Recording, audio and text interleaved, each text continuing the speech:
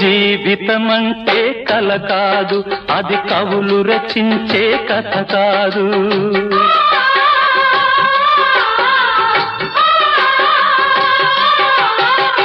జీవితమంటే కల కాదు, అది కవులు రచించే కథ కాదు. కనుమరుగైనది సిరి కాదు, అది మనదని తలచుట సరికాదు. కుడి ఎడమైతే పొరపాటు లేదను నానుడి సత్యం కాదు, ఇది అందరికి అర్థం కాదు. ఓ